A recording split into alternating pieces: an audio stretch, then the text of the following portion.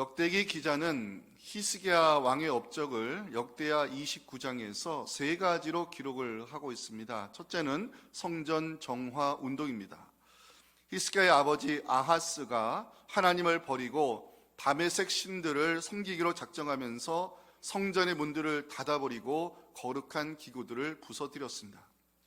하지만 히스기야는 유다의 왕이 되자마자 닫혀진 성전의 문을 열고 기구들을 수리하는 성전 정화 사업을 국가 정책으로 추진하는 장면이 역대하 29장 3절부터 나오고 있습니다. 첫째 달에 여호와의 전 문들을 열고 수리하고 제사장들과 레위 사람들을 동쪽 광장에 모으고 그들에게 이르되 레위 사람들아 내 말을 들으라. 이제 너희는 성결하게 하고 또 너희 조상들의 하나님 여호와의 전을 성결하게 하여 그 더러운 것을 성소에서 없애라. 성전 정화 운동 히스기야의 첫 번째 업적이라 말할 수 있습니다. 두 번째는 범국가적인 속죄의 제사를 드렸습니다. 히스기야는 성읍의 귀인들과 함께 성전에 올라가 나라와 성소와 유다 백성을 위한 속죄의 제사를 드리는 모습을 역대하 29장 20절 21절에서 기록을 하고 있습니다. 히스기야 왕이 일찍 일어나 성읍의 귀인들을 모아 여호와의 전에 올라가서 수송아지 7마리와 순양 7마리와 어린 양 7마리와 순염소 7마리를 끌어다가 나라와 성소와 유단을 위하여 속죄 제물로 삼고 아론의 자손 제사장들을 명령하여 여호와의 제단에 드리겠습니다. 히스기야가 공동체를 위한 속죄의 제사를 거행함은 우상 숭배로 더럽혀진 땅을 성결하게 하기 위함이었습니다. 이것이 히스기야의 두 번째 업적입니다. 셋째는 성전 예배의 회복에 있었습니다. 히스기야는 이 성전 제사를 위해 레위 사람들을 불러 악기를 잡게 했고 제사장들은 나팔을 불게 만들었습니다. 히스기야가 다윗 시대에 조직된 찬양대를 다시 조직하여 성전 예배의 회복을 힘썼을 때 유다 백성들이 하나님 앞에 예배 공동체로 세움받는 장면이 역대하 29장 27절부터 보여주고 있습니다. 히스기야가 명령하여 번제를 제단에 드릴새 번제 드리기를 시작하는 동시에 여호와의 시로 노래하고 나팔을 불며 이스라엘 왕 다윗의 악기를 울리고 온 회중이 경배하며 노래하는 자들은 노래하고 나팔 부는 자들은 나팔을 불어 번제를 마치기까지 이르니라. 이것이 히스기야의 세 번째 업적이라 말할 수 있습니다. 자, 그런데 역대기 기자는 이보다 더 중요한 업적을 히스기야가 남겼다고 오늘 본문에서 기록을 하고 있는데요. 역대기 기자가 전하는 히스기야의 가장 중요한 업적이 무엇일까? 북이스라엘 사람들을 유월절 절기에 참여시키는 일이었습니다. 히스기야가 유월절을 지키기 위하여 북이스라엘 사람들에게 초청 편지를 보내는 장면이 있는데요. 그것이 1절입니다. 우리 1절 말씀을 함께 읽겠습니다. 시작. 히스기야가 온 이스라엘과 유다의 사람을 보내고 또 에브라임과 므낫세에 편지를 보내어 예루살렘 여호와의 전에 와서 이스라엘 하나님 여호와를 위하여 유월절을 지키라니라. 자, 유월절 율법의 규정에 의하면 첫째 달에 지키도록 되어 있었습니다. 그런데 여러 가지 문제로 히스기야는 둘째 달에 유월절을 지킬 것을 결심하게 됩니다. 그 이유가 무엇인가? 3절 때문입니다. 이는 성결하게 한 제사장들이 부족하고 백성도 예루살렘에 모이지 못하였으므로 그 정한 첫째 달에 지킬 수가 없었습니다. 히스기야는 이 유월절 제사를 준비하면서 유다 백성뿐만 아니라 북이스라엘의 남은 자들을 초청했습니다. 역대 기자는 이 장면을 대단히 중요한 기록으로 전하고 있는데요. 5절 보실까요? 드디어 왕이 명령을 내려 부엘사바에서부터 단까지 온 이스라엘에 공포하여 일제히 예루살렘으로 와서 이스라엘 하나님 여호와의 유월절을 지키라 하니 이는 기록한 규례대로 오랫동안 유월절을 지키지 못했기 때문입니다. 편지를 보내기 위해 히스기야는요, 특별한 사람들을 선발하게 되는데 성경은 그들을 가리켜 보발꾼이라 부르고 있습니다. 보발꾼들이 이스라엘 전역을 다니며 히스기야의 편지를 전하는 모습이 6절에 나와 있는데 오늘 여기서 설교 제목이 나왔습니다. 함께 읽겠습니다. 보발꾼들이 왕과 방백들의 편지를 받아가지고 왕의 명령을 따라 온 이스라엘과 유다에 두루다니며 전하니 일렀으되 이스라엘 자손들아 너희는 아브라함과 이삭과 이스라엘의 하나님 여호와께로 돌아오라. 그리하면 그가 너희 남은 자 곧 아수르 왕의 손에서 벗어난 자에게로 돌아오시리라. 아멘. 보발꾼들이 각 성읍으로 두루다니며 히스기야의 편지를 전해 주었지만 대부분의 북이스라엘 사람들은 조롱과 비웃음으로 반응했습니다. 그 모습이 10절입니다. 보발꾼이 에브라임과 므낫세 지방 각 성읍으로 두루다녀서 스불론까지 이르렀으나 사람들이 그들을 조롱하며 비웃었더라. 대부분의 사람들이 조롱하고 비웃음을 반응할 때 다행스럽게도 몇 사람들이 반응하는 것을 보였습니다.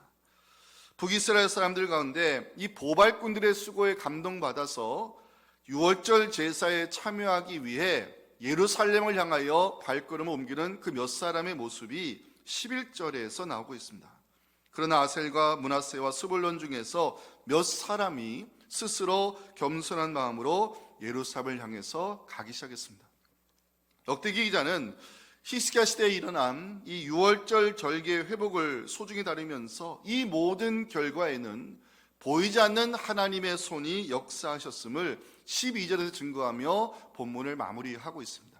마지막 말씀입니다. 함께 읽겠습니다. 하나님의 손이 또한 유다 사람들을 감동시키사 그들에게 왕과 방백들이 여호와의 말씀대로 전한 명령을 한 마음으로 준행하게 하셨더라. 아멘.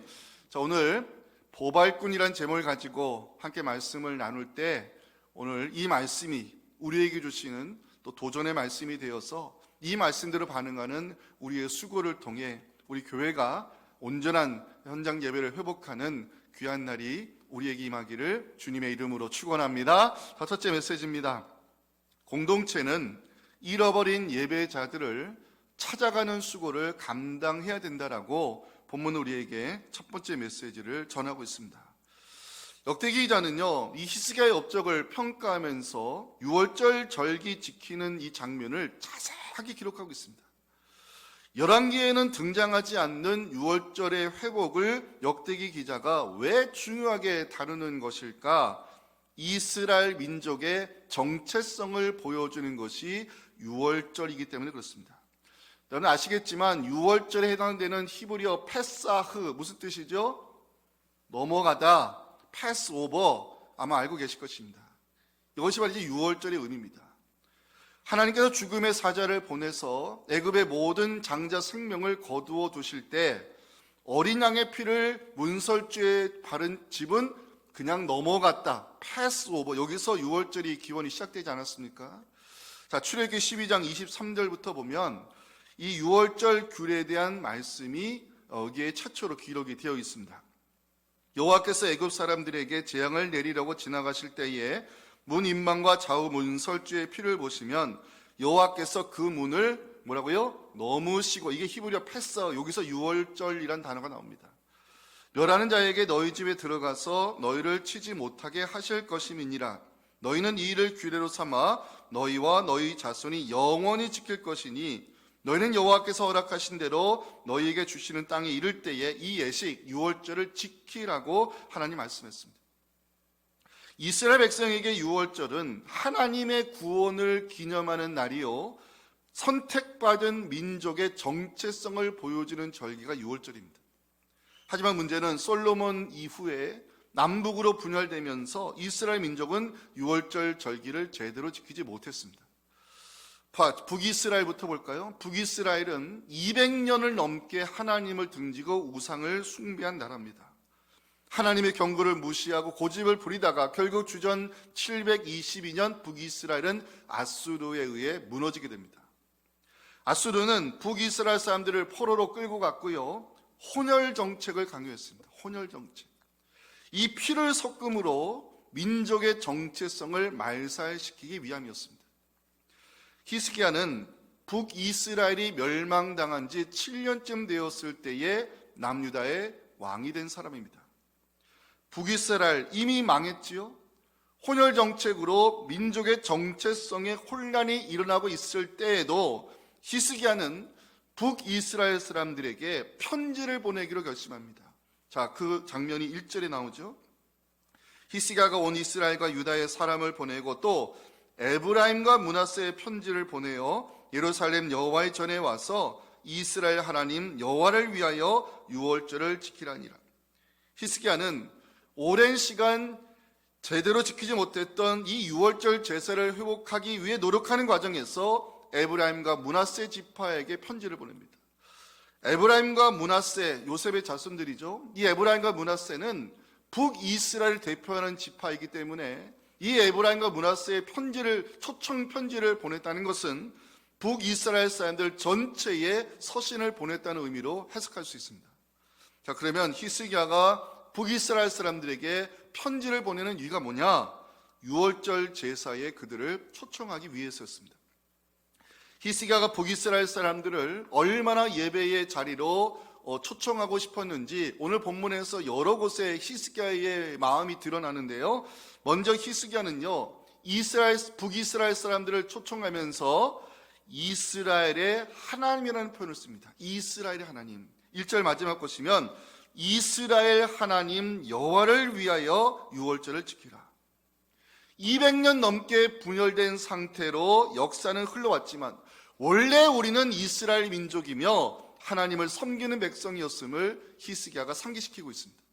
또 하나, 히스기야는 율법의 규정을 바꾸어 가면서까지 북이스라엘 사람들을 유월절 제사에 참여시키려고 노력했습니다. 자, 2절 보실까요?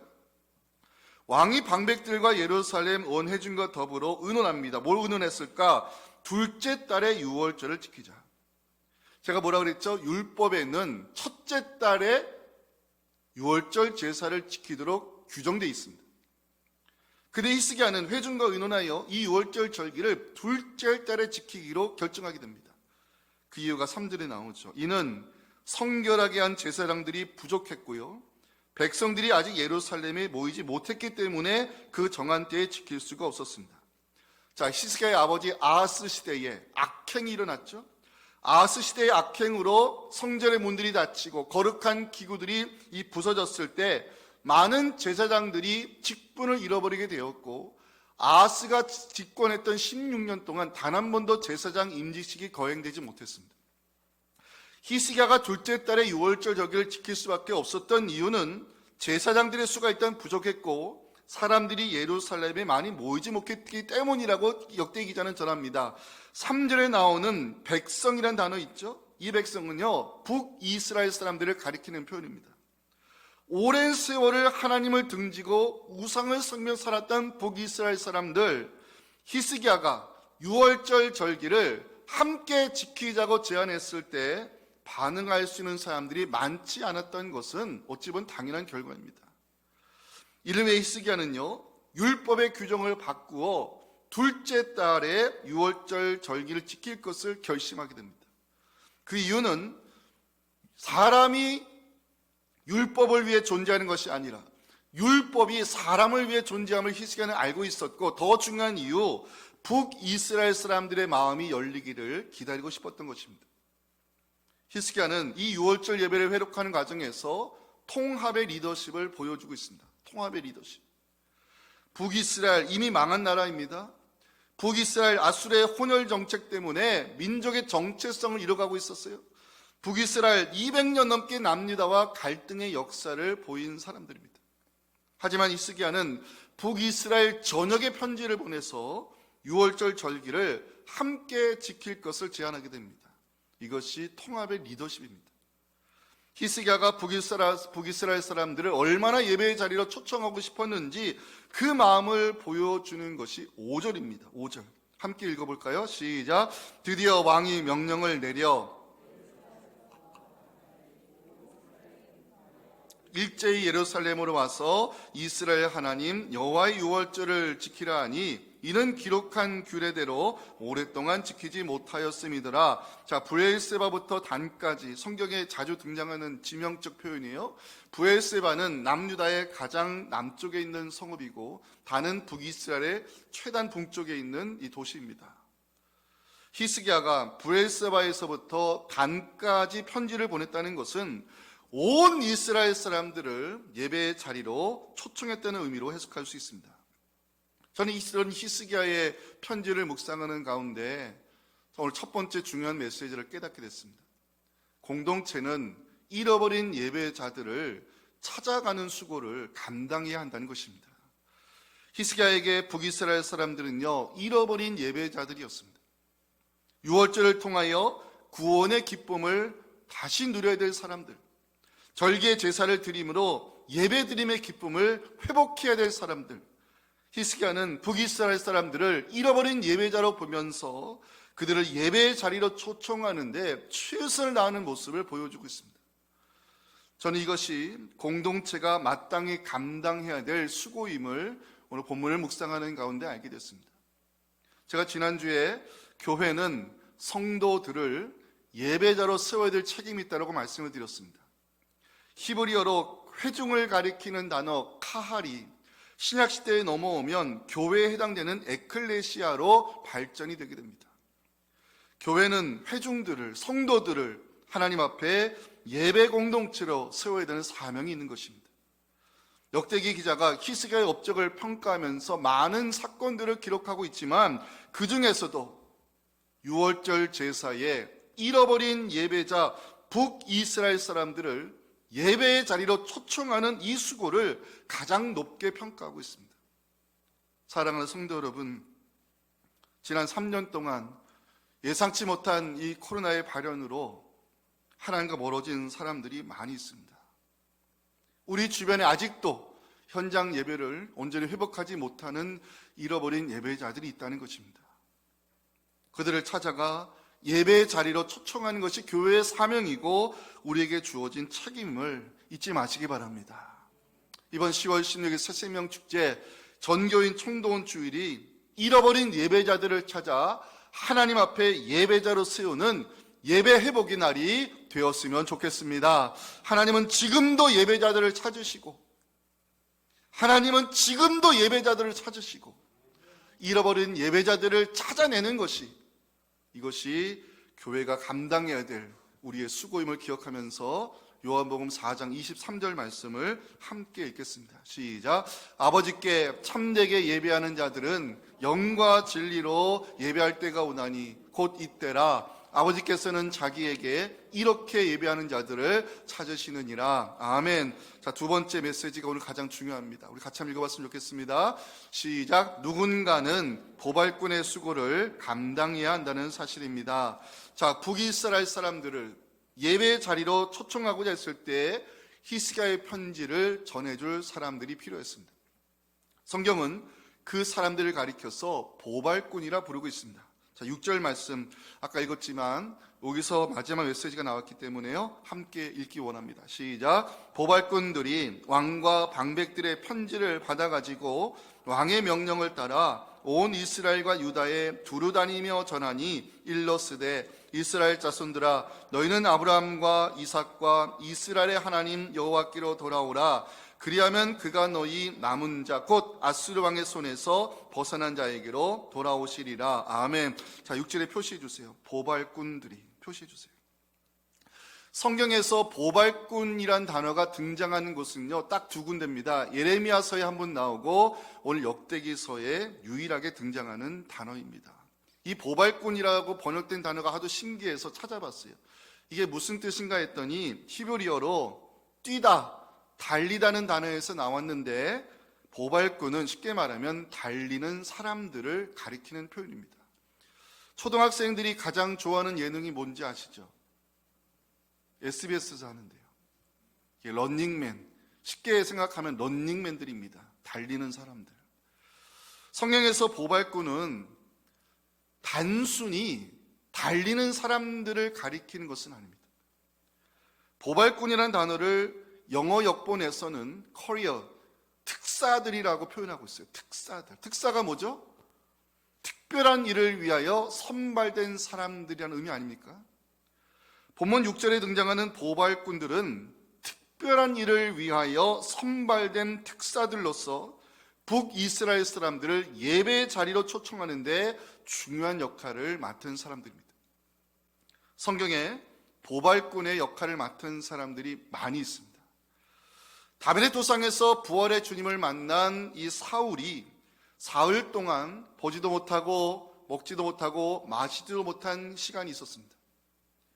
사람의 열심에서 십자가의 은혜로, 사람의 행위에서 믿음으로, 율법의 시대에서 복음으로 넘어오기 위해 사울에게는 잠시 모든 것을 멈추는 시간이 필요했을 것입니다.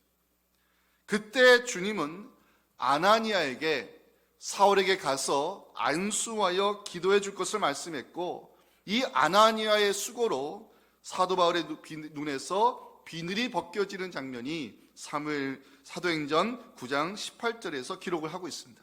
즉시 사울의 눈에서 비늘 같은 것이 벗어져 다시 보게 된지라 일어나 사도 바울이 세례를 받았습니다. 아나니아, 생각해보면 사도 바울을 위하여 하나님이 보내주신 보발꾼이었습니다. 또 하나, 에디오파의 국고를 맡은 관리가 예루살렘에서 예배를 드리고 귀향하는 장면에서 성령은 빌립을 보내게 됩니다. 구약의 제사 외에는 아는 것이 없는 에디오피아의 관리에게 입을 열어 예수를 가르쳐 복음을 전하는 이 빌립의 수고가 사도행전 8장 35절에 나오죠. 빌립이 입을 열어 이 글에서 시작하여 예수를 가르쳐 복음을 전했습니다. 빌립, 에디오피아 지역에 복음이 전해지도록 성령이 보내신 보발꾼이었습니다. 보발꾼, 특별한 일을 위하여 선발된 사람들입니다. 히스기야 시대에 북이스라엘 사람들이 예배자로 세워지고 6월절 절기가 회복된 것은 보발꾼들의 수고가 있었기 때문입니다. 보발꾼을 묵상하는 가운데 누군가는 보발꾼의 수고를 감당해야 된다는 메시지를 깨닫게 되었습니다. 이 시대 우리가 보발꾼이 되기 위해 필요한 것은 무엇일까? 세 가지 살펴보며 오늘 말씀을 마치도록 하겠습니다. 자, 이 시대 우리가 보발꾼으로 쓰임받기에 필요한 첫 번째는 열심입니다. 열심. 근데 그 열심은 단순한 열심이 아니에요. 거룩한 열심입니다. 거룩한 열심을 두 글자로 표현하면 사명입니다. 사명. 사명감을 가진 자의 거룩한 열심이 보발꾼에게 필요한 첫 번째 항목입니다. 자, 6절 다시 보십니다. 6절에 보발꾼들의 수고를 보여주는 단어가 있어요. 두루다니며라는 단어입니다.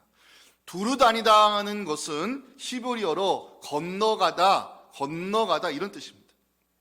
남쪽 브엘사바에서부터 북쪽 단까지 건너간 사람들, 이 성읍에서 저 성읍으로 건너다니며 초청 편지를 건네준 사람들, 이 보발꾼들의 수고가 있었기에 히스기야 시대에 6월절 절기가 회복될 수 있었음을 성경은 강조하고 있어요. 두루다니며, 이 단어를 묵상하는 가운데 보발꾼이 되기 위해서는요, 거룩한 열심이 있어야 됨을 알게 되었습니다. 여러분, 만약 보발꾼들이 열심이 없었다면 히스기야의 초청 편지가 제대로 전해질 수 있었을까요?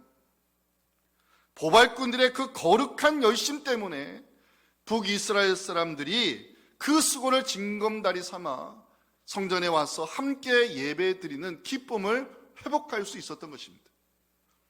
우리 모두 이 보발꾼들의 거룩한 열심을 본받아서 잃어버린 예배자들을 예배자리로 초청하는데 우리 모두 귀하게 헌신할 수 있기를 간절히 소망합니다.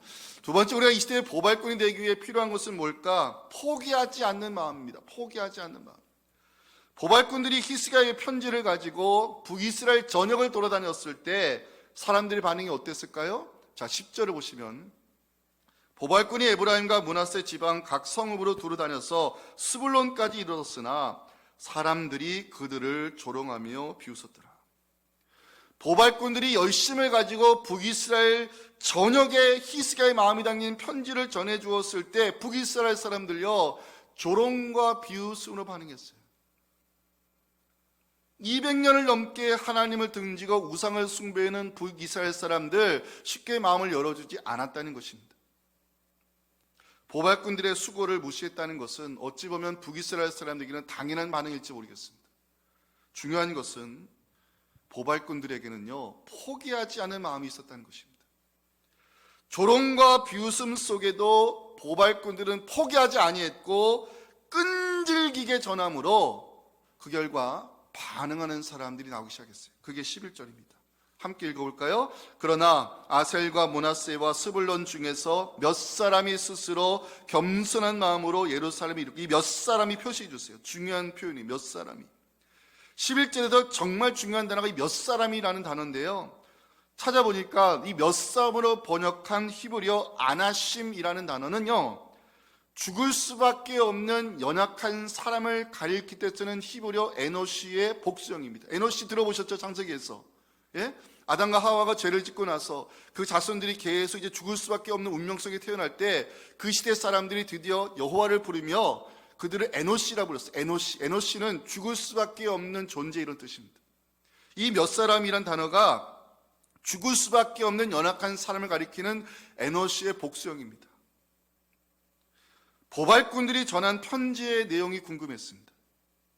그 내용은 한 가지 주제를 담고 있습니다. 하나님께로 돌아오라는 것이었습니다. 6절 보시면 하나님 여호와께로 돌아오라.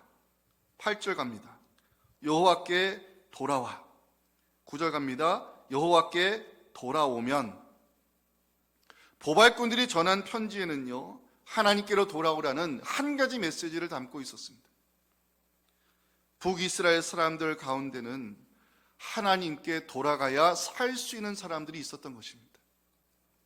보발꾼들의 이 수고로 죽을 수밖에 없는 에노시의 사람들이 하나님께 돌아가게 됐을 때 살아남의 역사가 예배 가운데 일어났음을 역대기 기자는 증거하고 있습니다. 사랑하는 성도 여러분, 우리 주변에 에노시 같은 사람들이 있다는 것입니다. 하나님께 돌아가야 살 수 있는 사람들이 있다는 것입니다.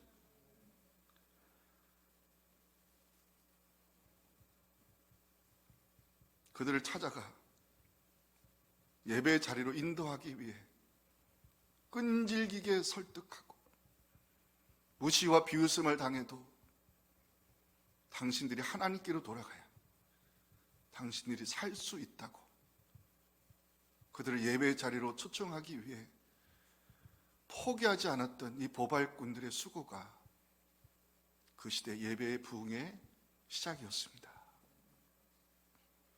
우리 주변에 몇 사람들이 있습니다. 하나님께로 돌아가야 살 수 있는 몇 사람들이 있습니다. 하나님, 우리가 그들을 하나님께로 인도하는데, 예배의 자리로 초청하는데 이 보발꾼들의 수고를 감당하기를 하나님은 기대하고 있음을 잊지 마시기 바랍니다. 세 번째, 우리가 이 시대 보발꾼이 되기 위해 필요한 것은 무엇일까? 마지막은요, 긍휼히 여기는 마음입니다. 긍휼히 여기는 마음. 보발꾼들이 이스라엘 전역을 다니며 편지를 전해줬을 때 대다수의 북이스라엘 사람들은 조롱과 비웃음으로 반응했어요. 여러분, 조롱하고 비웃었다는 것은 뭐예요? 무시했다는 거예요. 무시. 그런데 본문 어디에도 보발꾼들이 그들과 다투었다는 기록이 없습니다. 사람이 무시당하게 되면 기본적으로 말로 싸우든 감정으로 싸우든 주먹으로 싸우든 네가 뭔데 나를 무시하면서 이제 싸움이 시작이 되죠.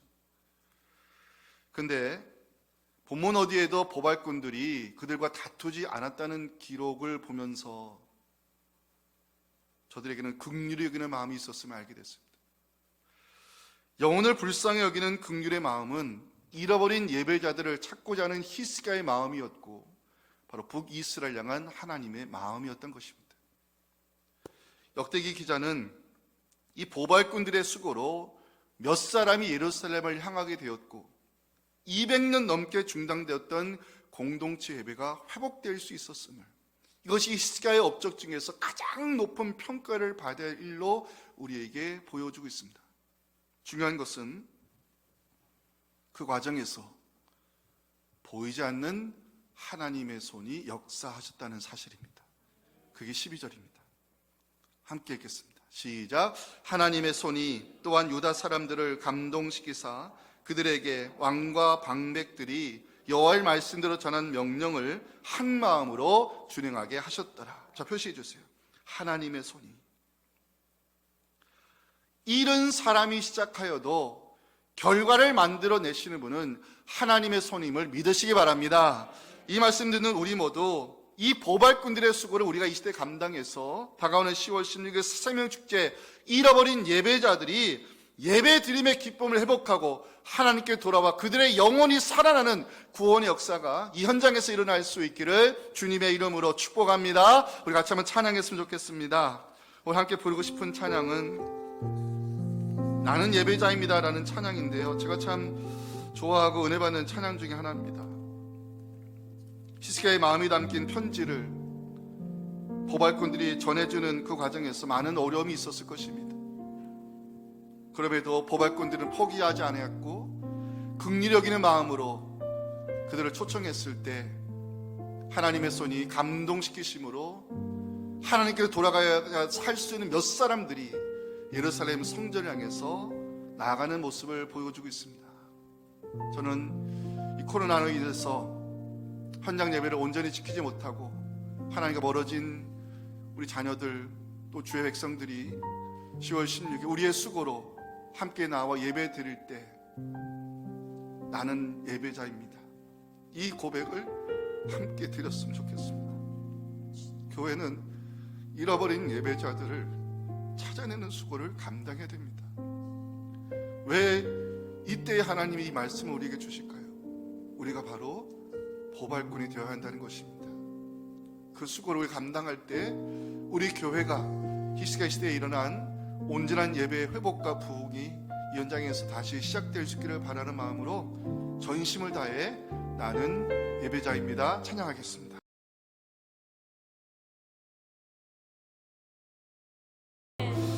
지금은 우리를 하나님 앞에 예배자로 쓰기 위해 이 땅에 내려오신 우리 구주 예수님의 은혜와 우리에게 보발꾼들을 보내주셔서 예배자의 삶을 살아오게 해주신 하나님 아버지의 크신 사랑과 성령에 반응하게 하심이 오늘 주시는 이 귀한 말씀을 가지고 아직도 하나님께 돌아가야 살 수 있는 영혼들의 이름을 하나님께 올려드리며 그들을 하나님 앞에 예배대로 세우기 위해 이 보발꾼의 수고를 감당하기 원하는 우리 사랑하는 성도들의 부르짖음과 우리가 올려드리는 그 이름과 10월 16일 새생명 축제 위에 지금부터 영원토록 함께 하시기를 간절히 축원하옵나이다. 아멘.